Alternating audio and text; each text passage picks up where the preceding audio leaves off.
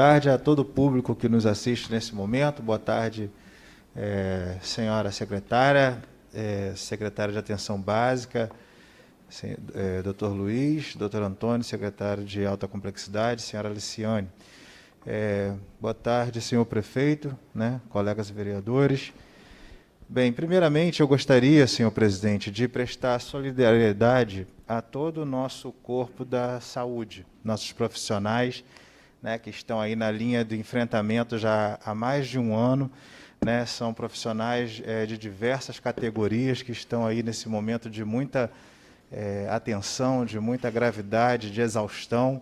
Eu convivo com vários delas e ouço relatos diários, Então, prestar essa solidariedade tanto no público quanto no privado, E também, senhor presidente, eu queria também prestar solidariedade nesse momento às famílias, que não estão mais conseguindo fazer suas composições de renda dos lares, que a gente acompanha todos os dias aqui, a gente fala todos os dias aqui, os colegas vereadores recebem, pequenos comerciantes, grandes comerciantes que estão falindo, que estão nesse momento tendo que demitir, que não conseguem mais restabelecer seus estabelecimentos comerciais.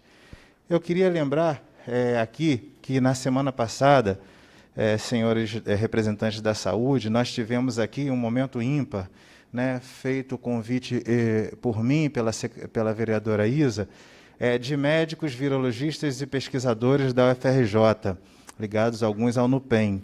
E, em um dado momento, eu perguntei a um deles, ao professor Almilcar Tamiri, se ele fosse prefeito de Macaé naquele momento, naquele dia, sobre aquelas circunstâncias, o que ele faria, como gestor, para minimizar o desgaste que a pandemia estava fazendo no município. E ele não falou nada diferente do que os senhores gestores estão fazendo. Ele falou que só existe uso da máscara, isolamento social e teste, para que as pessoas se isolem quando confirmada a Covid. E é justamente o que o governo, desde que assumiu, vem fazendo. Com relação a essa posição assertiva, eu gostaria de lembrar que essa, senhor presidente, é a nossa 4ª semana de restrições. Não sei se todos vão lembrar, a gente teve a primeira, que foi a das praias. Depois a gente teve aquela que culminou com o feriado do Estado, depois a gente teve uma só do município de Macaé, fechando o comércio, e agora abrindo um pouco mais. Então, assim, o professor virologista estava certo.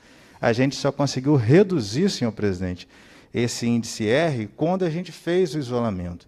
E aí, minha pergunta vai para o professor, o médico doutor Antônio já me respondeu a questão que o Thales perguntou, o Elbert já respondeu dos projetos sociais para famílias que estão em situações de extrema vulnerabilidade e situação de vulnerabilidade.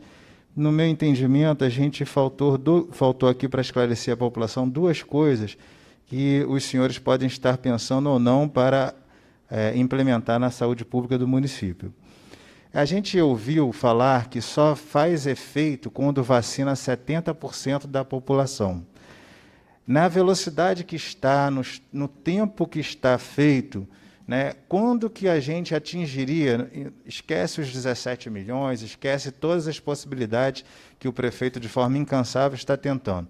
Na velocidade que está, no tempo que a gente recebeu as vacinas que temos hoje, e na população de em torno de 240 mil moradores, qual é o tempo que a gente teria que ter em meses para poder atingir 70% da população? Porque eu entendo que essas necessidades de abrir e fechar, isso vai ser uma constante até que a gente chegue à imunidade de rebanho, que se estima que seja na ordem de 70%. E, por último, eu gostaria de pedir, o senhor já me respondeu, mas eu queria tornar público aqui, que eu acho bem importante. Eu vi uma reportagem, senhor presidente, que 25% das pessoas que se infectam e se curam, mas com alta gravidade, elas morrem. E muitas delas morrem porque não conseguem dar continuidade. O tratamento pós-Covid é muito caro, senhor presidente. Existe um aparelho chamado CPAP, que eu tive que usar, e que você não acha em qualquer clínica, em qualquer esquina, você não acha, é difícil até de comprar, é caro, custa em torno de R$3.000. E como o meu foi de uma versão grave, só aquilo e com um exercício cardiovascular eu consegui recuperar a capacidade respiratória. Então, se o a Secretaria de Saúde, através da sua pasta, secretária de Adjunto de Atenção Básica, Dr. Luiz, está pensando no pós-Covid, para aquelas pessoas que vêm se recuperando e têm essa dificuldade de ter acesso a esses equipamentos para poder conseguir não entrar na estatística de 25% de óbitos. E, no mais, só finalizar a minha pergunta, parabenizando ao prefeito pela sua transparência. Realmente, assim como o Rafael Amorim falou, eu não esperava outra postura dessa equipe técnica, desse corpo que compõe essa nova gestão da Secretaria Municipal de Macaé, que é vir aqui no momento de união e deixar público e claro todas as ações políticas que vem tomar para minimizar esse dano irreparável à população de Macaé. Muito obrigado, senhor presidente. Obrigado, Luciano. A primeira pergunta em relação ao tempo, se o Ministério da Saúde mantiver o mesmo fluxo que ele está fazendo, a gente vai precisar de 1 ano e meio para atingir 70%. A gente começou a vacinação em janeiro, no início de janeiro, hoje a gente está em abril e aí a gente está chegando a 10% da população. Então, infelizmente, é um ritmo muito lento.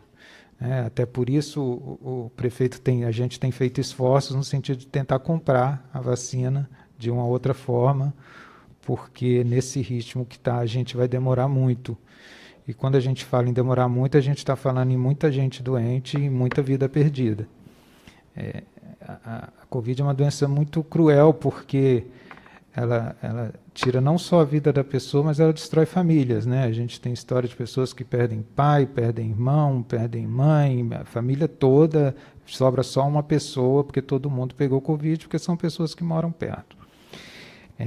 Em relação uma coisa que eu queria falar em relação à testagem. Uma das coisas que é importante a gente fazer, e a gente começa a fazer agora com a questão do teste, porque esse teste ele é diferente daquele teste rápido que foi feito no ano passado, que era daquela caixinha que vinha IgG positivo e IgM negativo. Que isso, para a gente, em termos de ação, não é muito interessante, porque ele já pega um paciente que já passou de um tempo da doença. O teste que a gente vai começar a fazer agora vai pegar o paciente doente, no início da doença. E aí a gente pode isolar esse paciente, a gente pode testar a família desse paciente e acompanhar esse paciente. Antônio está aqui e ele sabe melhor que eu até, o que a gente tem percebido é que os pacientes têm chegado muito grave. Eles estão demorando muito para procurar ajuda. Talvez por medo, talvez por uma coisa de um negacionismo mesmo, de não, é só uma gripe, não vou lá não. A gente sabe que tem um medo de chegar no Jorge Caldas e ir para o HPM, de ser transferido, então eles têm demorado muito. Então o que a gente sabe é que se a gente identificar esse paciente assintomático ou no início dos sintomas e acompanhar esse paciente, a gente vai tentar fazer com que ele chegue mais cedo dentro da rede de saúde e não precise evoluir para uma internação ou para um quadro de UTI. Só pincelando um pouco em termos de tratamento, essa doença a gente sabe que 98% eles vão passar e vão passar bem. Uma pequena porcentagem é que vai piorar.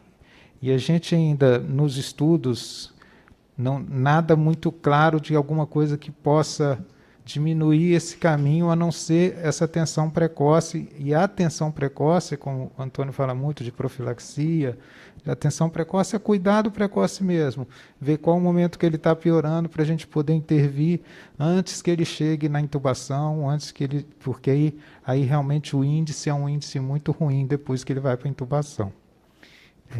A outra pergunta em relação ao pós-Covid, isso é uma coisa que desde que eu entrei, quando o Elbert me chamou, eu me preocupo muito com isso. Não só com pós-Covid, mas com o acompanhamento do paciente de Covid. Não só o paciente, mas a família dele. Então, assim, a gente vai provavelmente nos próximos dias abrir um centro. A gente tem dificuldade de pessoal, a gente tem dificuldade de RH, a gente tem muito profissional afastado, muito profissional cansado que está se afastando. Mas a gente quer muito abrir um centro que apoie não só o paciente pós-Covid, mas a família também, com apoio psicológico, o apoio de assistente social, apoio de fisioterapeuta, que a gente possa pegar esse paciente e devolver ele. Eu lembro que antes de vir para a secretaria, eu estava na minha unidade e a gente recebeu uma paciente de 60 dias de UTI. A paciente que vem de 60 dias de UTI, ela precisa de ajuda. A família precisa de ajuda. E a gente vai trabalhar muito nisso, né? E isso é uma pandemia que vai ficar. E esses pacientes, a gente precisa acompanhar esses pacientes. Então, isso está sendo pensado sim, e a gente vai, se Deus quiser, nos próximos dias, abrir isso aí.